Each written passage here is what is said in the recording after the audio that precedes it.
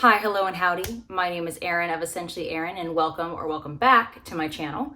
Happy fall, y'all.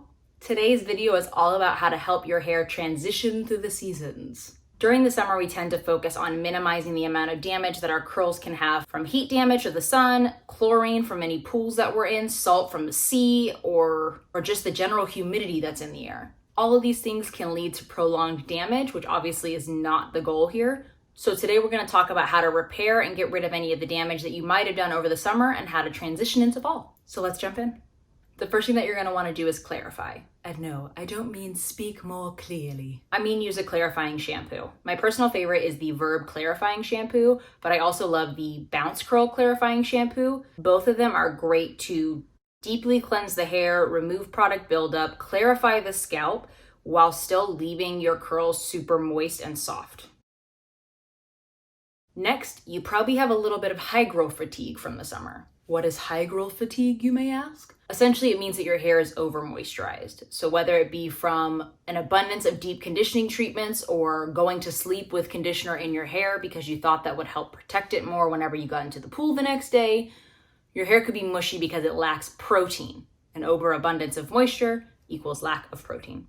The goal is to find balance. So I definitely recommend doing a protein or a bonding treatment. I love the one from Giovanni. However, I've also used Olaplex, and this is a very, very important step, especially if you color your hair at all. You need protein to help rebuild the structure of those hair strands. This will help get rid of that mushy feeling to your curls. Whenever you put the treatment in your hair, it's also a great time to try to retrain your curls. So twist or finger coil your hair while this product is in it. Let it sit for the desired amount of time that the bottle says, and then rinse out. Next, it's probably time for you to get a trim. It is definitely overdue for me. So I'm gonna go do that and then come right back. Whew, I'm back. All right, so I feel about 10 pounds lighter after my haircut.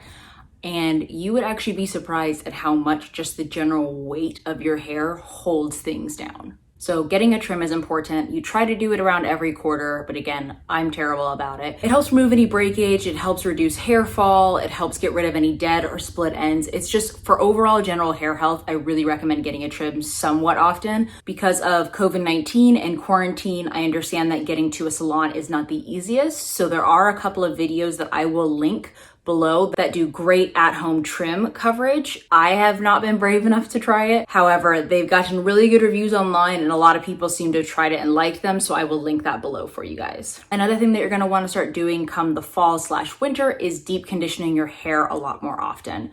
So some people go deep condition about every month. I recommend that as the season starts to change, if you are somebody that deep conditions infrequently, that you bump that up. Now, you don't wanna bump up too much too fast. If you do bump up too fast, your hair will suffer from high growth fatigue. You will have over moisturized the strands. They'll be prone to breakage, knotting, a bunch of really gross, mushy stuff. If you are somebody that deep conditions maybe once a month or less, then I would recommend start by doing it every 2 to 3 weeks and then slowly move that back to every 1 to 2 weeks, depending on what your hair needs. As the air gets drier outside, your hair will start to feel that effect. So we want to try to counterbalance that with adding more moisture into your routine. Another way to do that is going to be by adding more oils into your routine. Now, a lot of people are afraid of oils, and I definitely understand why. They have the ability to make your hair look greasy or weighed down and really gross.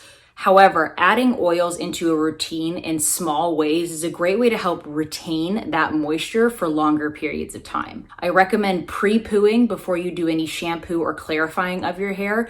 That will not only help detangle your hair, but it will help keep any of that moisture within the hair cuticle before you strip it using shampoo. I also recommend sealing your hair after you have styled it. When you're scrunching out the crunch or when you're fluffing your hair, use an oil to smooth over the hair first before you start to break that cast. That again will help not only lock in the moisture, but lock in the nutrients from the products that you just used to style. One thing that I cannot wait to experiment with this upcoming fall and winter are protective styles. Protective styles are really important to your hair health. Ways to protect your hair not only from the outdoor environment, but just your day-to-day life that can cause a lot of breakage and tangling. It doesn't have to be as intricate as box braids or twists, but it could just be doing a couple of French braids or putting your hair into buns at night. Now, I'm not having everybody go out and get box braids and bantu knots and start culturally appropriating up in here. However, there are small ways that you can do protective styles every month. If you have very, very dry hair, you can do it every week. But there are ways that you can include protective styles into your daily routine that don't require you to do an all-out style change. Whenever you deep condition on your weeks or bi-weekly schedule, put your hair in French braids or twist and wrap the hair around one another, which helps train your curl and it helps protect the hair while it's absorbing all those new nutrients. You don't have to do a full wash and go every single week during the winter. Your hair is going to start getting a little bit more brittle and more sensitive. So you really want to be careful not to overwork the hair follicle. By putting it in a protective style that allows you to have 1 to 3 days, depending on the style, where you don't have to worry about putting more products in your hair or overworking and styling the hair. So that's it.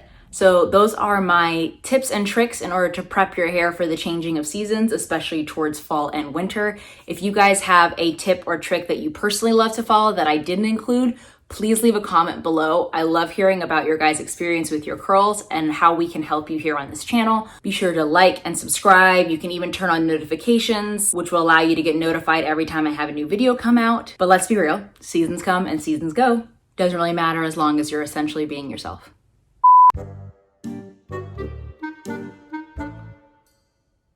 Yes, yes, yes. The first thing that you're gonna